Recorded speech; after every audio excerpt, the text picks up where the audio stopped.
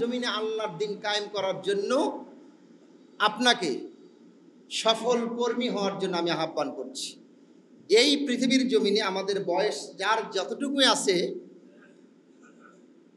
কে কতটুকু ইকামতে দিনের জন্য কাজ করতে পেরেছি? অনেকেরই মনে স্বপ্ন ছিল, ইচ্ছা ছিল ইসলামী আন্দোলনের কিছু কাজ করব। বিভিন্ন বাধার কারণে, বিভিন্ন সমস্যার কারণে আমরা ইসলামী আন্দোলনের কাজগুলো মন খুলে প্রাণ খুলে করতে পারি নাই। তবে এই ইসলামী আন্দোলনের কাজটা আপনি কেন করবেন? কারণ আছে না নাই? আমি আপনাকে যখন বলবো আন আকিমুস সালাত, তুমি নামাজ কায়েম করো, আপনি আমাকে কিচ্ছু বলবেন না, আমাকে আপনি বাধাও দিবেন না। একই ভাষায় কোরআনের মধ্যে আল্লাহ পাক বলছেন আন আকিমুদ্দিন, আল্লাহর জমিনে আল্লাহর দিন কায়েম করো। সুবহানাল্লাহ। তো আপনাকে যখন আমি নামাজের কথা বলি, আপনি আমাকে বাধাও দেন না, কিচ্ছু বলেন না, আপনি আমার কথাটা মেনে নেন। একই ভাষায় কোরআনের মধ্যে আল্লাহ পাক বলছেন আন আকিমুদ্দিন, তোমরা আল্লাহর জমিনে আল্লাহর দিন কায়েম করো। তার মানে বোঝা গেল এই কোরআনের আয়াত আপনাকে আমাকে দাওয়াত দিচ্ছে আল্লাহর জমিনে আল্লাহর দিন কায়েম করতে হবে। আল্লাহর জমিনে আল্লাহর দিন কায়েম করা ফরজ। এবার বলেন তো, এই ফরজ কাজটা যদি আপনি না করেন, গুনাহগার হবেন কি হবেন না? কথা বলেন না কেন? হবেন কি হবেন না? তো আল্লাহর জমিনে আল্লাহর দিন কায়েম করার জন্য আপনার আমার কাজ করার প্রয়োজন আছে। আল্লাহ রাব্বুল আলামিন সূরাতুর তাওবার ৩৯ নম্বর আয়াতের মধ্যে বললেন, পৃথিবীর মানুষ শোনো, দিন কায়েমের জন্য লিইজহিরাহু আলাদ্দীনি কুল্লিহি, এই পৃথিবীর জমিনে যত মন্ত্রতন্ত্র আছে, যত দল আছে, সমস্ত দলের উপর ইসলামকে বিজয় করার জন্য আপনাকে আমাকে কাজ করতে হবে। আল্লাহর জমিনে আল্লাহর দিন কায়েম করার জন্য সকলকে ময়দানে আসতে হবে। এবার আপনি যদি আমাকে প্রশ্ন করেন, আল্লাহকে যদি বলেন আল্লাহ তোমার এই আন্দোলনের মধ্যে যদি নিজেকে শামিল না করি, যদি কাজ না করি, কি হবে? আল্লাহ পাক বলে এই যে আন্দোলনের কর্মী যদি তোমরা হতে না পারো, দিন কায়েমের চেষ্টা যদি তোমরা না করো, তাহলে কি হবে? তাহলে আপনাকে বলবো সূরা তাওবা খোলেন, ৩৯ নম্বর আয়াতের মধ্যে আল্লাহ পাক বলেছেন দিন কায়েমের আন্দোলনে যদি তুমি বের না হও, যদি তুমি চেষ্টা না করো, তোমার কি হতে পারে? আল্লাহ বলেন ইল্লা তানফিরু ইউআসিবুকুম আযাবান আলিমা, যদি তুমি মুসলিম দিন কায়েমের আন্দোলনে না আসো, কর্মী যদি না হও, আল্লাহর জমিনে আল্লাহর দিন কায়েমের যদি চেষ্টা না করো, ঘর থেকে যদি তুমি বের না হও, আমার আল্লাহর ওয়াদা হলো ইউআযিবকুম আযাবান আলিমা, আল্লাহ তোমাদেরকে কঠিন যন্ত্রণাদায়ক শাস্তি দান করবে। নাউজুবিল্লাহ বলি।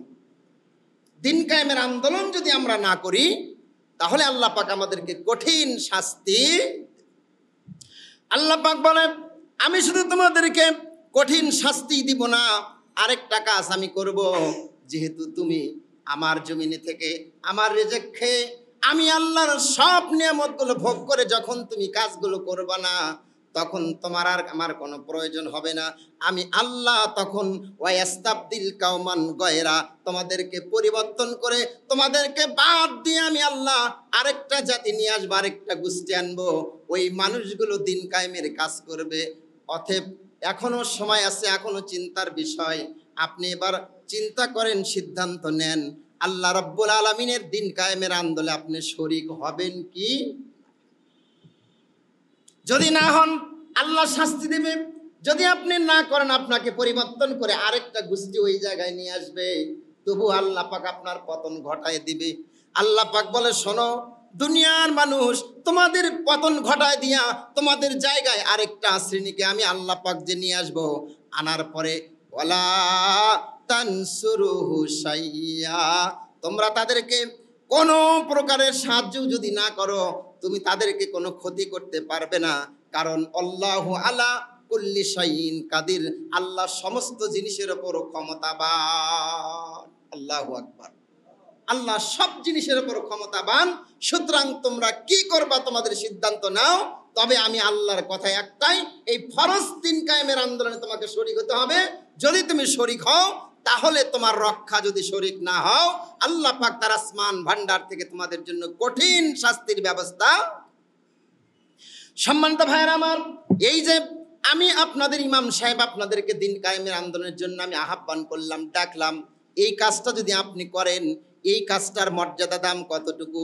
তাহলে আমি আপনাকে বলবো, সূরার নাম হামিম সিজদা, আয়াত নাম্বার 33 আপনি খোলেন। আল্লাহ পাক বলছেন, ওয়ামান আহসানু কাওলাম মিম্মান দাআ ইলাল্লাহি ওয়া আমিলা সলিহান ওয়া ক্বালা ইন্নানি মিনাল মুসলিমিন।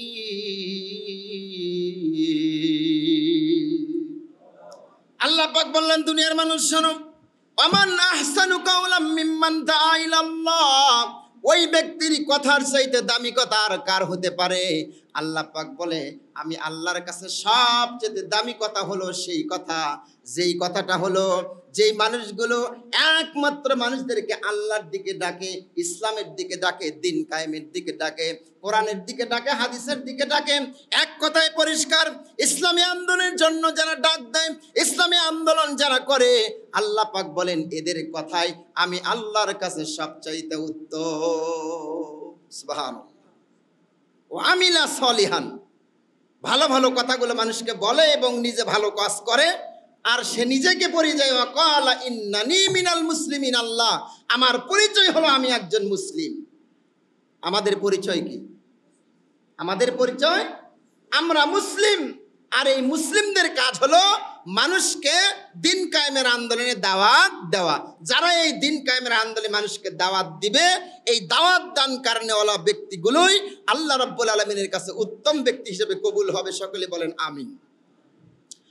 সম্মানিত ভাইয়েরা আমার, এবার খেয়াল করেন, আল্লাহ পাক রব্বুল আলামিন সূরা আসরের মধ্যে বললেন, দুনিয়ার মানুষ শোনো, সময়টার মূল্যায়ন সবাই করে, সেই সময়ের শপথকে আল্লাহ পাক বলছেন, ইন্নাল ইনসানা লাফি খুসরি ইল্লাল্লাযীনা আমানু ওয়া আমিলুস সালিহাতি ওয়া তাওয়াসাউ বিল হাক্কি ওয়া তাওয়াসাউ বিস সাবর। আল্লাহু আকবার।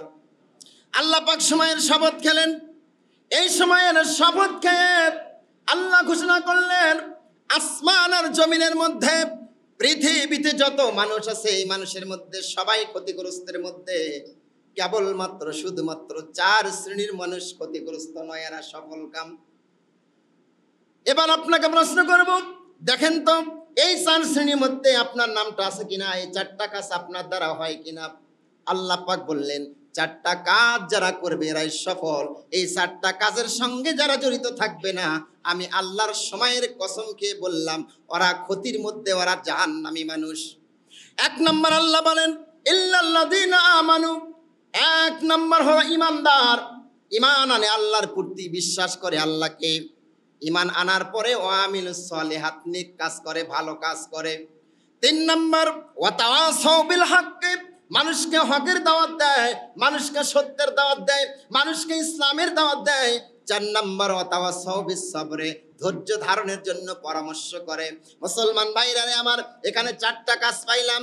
1 নম্বর ঈমান আনা, 2 নম্বর ভালো কাজ করা, 3 নম্বর মানুষদেরকে নেক কাজের আদেশ দেওয়া, মানুষদেরকে হকের পথে আহ্বান করা, 4 নম্বর বিভিন্ন বিপদ আপদে ধৈর্য ধারণ করা। এই 4টা কাজ আল্লাহর জমিনে আল্লাহর যে কোনো বান্দা করতে পারবে। এই 4টা কাজ যারা করবে, আমার আল্লাহ বলেছেন ওই মানুষগুলোই সফল, ওই মানুষগুলোই জান্নাতি মানুষ। বলেন সুবহানাল্লাহ। এই 4টি কাজের মধ্যে 3 নম্বর যে কাজটির কথা বলা হচ্ছে, ওয়া তাওয়াসাউ বিল হাক্কি, আমরা পরস্পরে একে অপরের মাঝে হকের দাওয়াত দেব। হক বলতে কি বুঝি? সত্য। হক মানে কি বলেন তো? সত্য। সত্যের দাওয়াত হচ্ছে, তোমরা মসজিদ মাদ্রাসায় আসো, ইসলামের পক্ষে আসো, আল্লাহ এবং আল্লাহ রাসূলের পক্ষে আসো। কথা বলেন ঠিক কিনা?